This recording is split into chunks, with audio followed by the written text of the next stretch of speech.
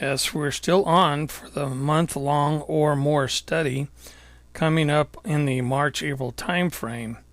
We have a lot of new things to try to capture our Bigfoots in doing what they do.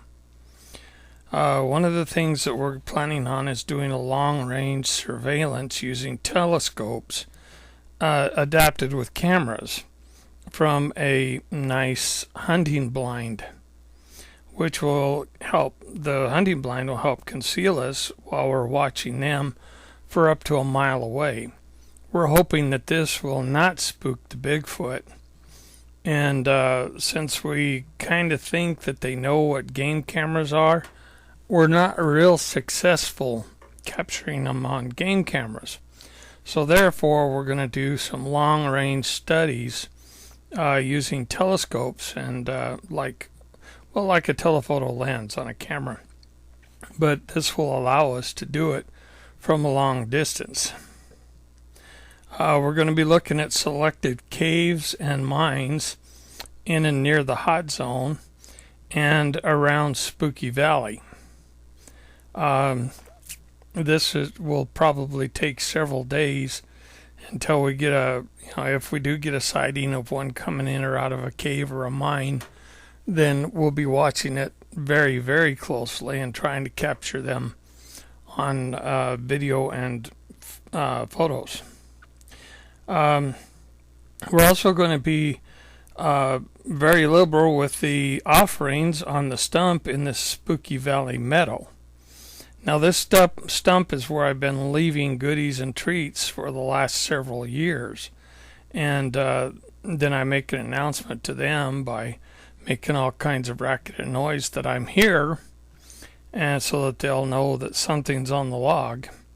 And then I go away, and I have not played any tricks on them, not tried to capture them or anything like that in video while I'm up there in their territory.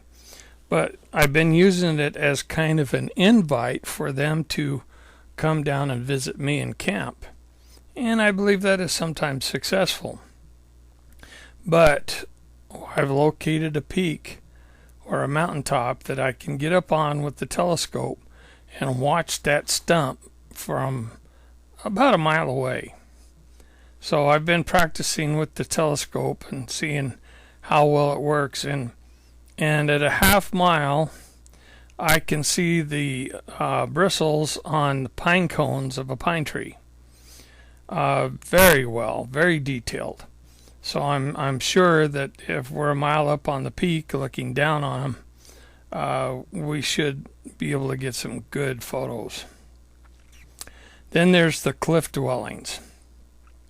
The cliff dwellings are a bit harder to get to, and the last time we tried to get in there to look at them, we found out that the Forest Service had turned it into a trailhead, and you had to hike the rest of the way, which means nobody hardly ever goes in there, because it's a long haul to get to the trailhead and then another 5 miles from there. So we're going to be studying the cliff dwellings from about 5 miles away, and hopefully we'll see something coming in and out of those cliff dwellings.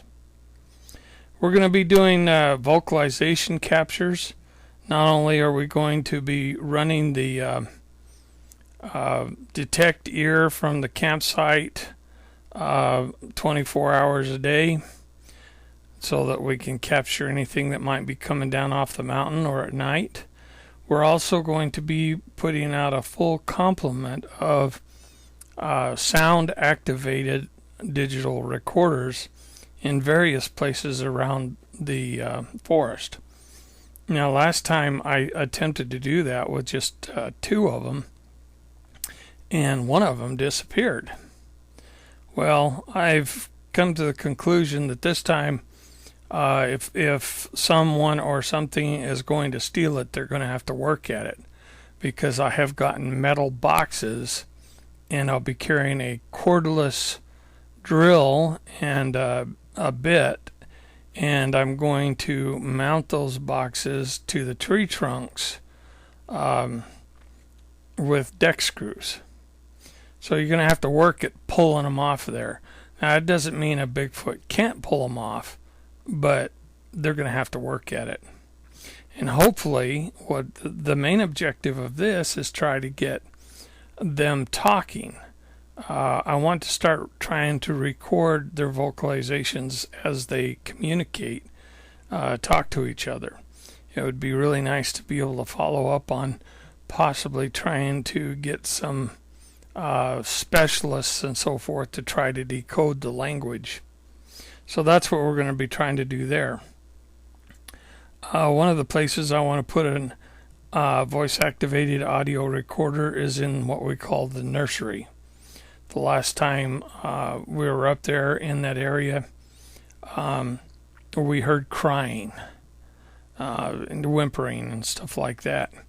And of course, a lot of tree knocking, a lot of branch breaking and stuff like that, but we're never able to get close enough to see anything. This is also the place where the last voice-activated recorder disappeared. So hopefully we can mount it to where we can actually get some vocalizations. We're going to be running a full complement of blackout technology game cameras, including 6 Promos game cameras and 4 multi-air 150-degree panoramic cameras. We're going to try our best to get them this year. We're going to be mounting them high up in the tree and looking more downward, because we think we know the trail that they're using to come off down the mountain. So we'll be taking tree spikes. We'll be going up way up high, probably 20 feet or so, and mounting the cameras to where they're looking downward, so they won't be able to actually see any glow. Even if they could detect the blackout technology, they won't be able to see it until they're right under it anyway. We have a motion sensors, zone motion sensors that will help us know when Bigfoot is near. These sensors are good to like 400 feet. They send a message to the receiver, and the receiver tells us what sensor was tripped. It doesn't really tell us what tripped it, but we'll be able to see that something was tripped. Now these sensors will be mounted off the ground about 6 to 8 feet up, so that we won't be looking at things like raccoons or coyotes or mice or whatever. The trailer.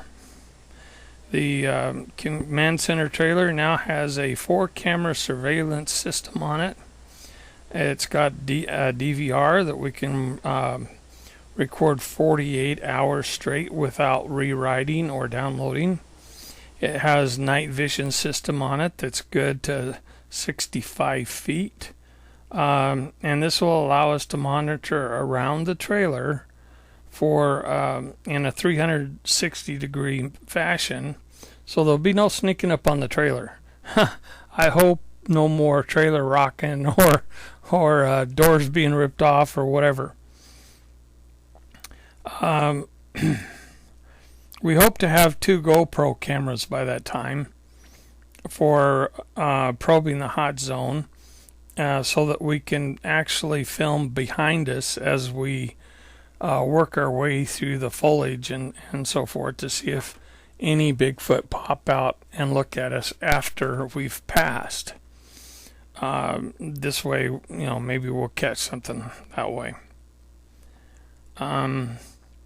We have 2 large mirrors to be placed on trees to maybe attract their attention, or to try to use game cameras in reflecting mirrors, so that they will be thinking the game camera's looking in one direction while it's actually looking into a mirror that's looking the other direction.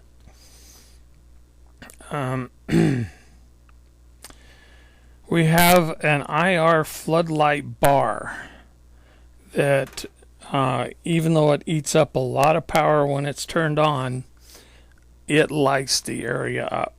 I mean, the whole particular area will light up like daytime in IR light. And yes, our cameras will see IR light. I now have a fingerprinting kit and a microscope that I'll be using in the command center to identify potential Bigfoot hair samples. I do have several samples that are high probability Bigfoot hairs. They have no medulla. They have the proper scaling and stuff like that. So we have something to compare with. My field CSI bag will be upgraded and completely stocked with all sampling bags and jars and tweezers and latex gloves and footprint powder and all kinds of goodies like that. So we'll be able to field inspect some of the findings, we hope, and be able to maybe set up for another good capture that way. We will have plenty of goodies to share.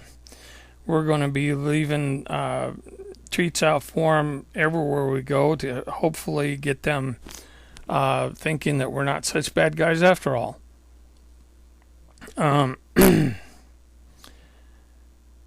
Let's see. I do have a figurine of a Bigfoot and myself complete with a red shirt on, and I want to show them basically a friendship gesture, like shaking hands or something like that.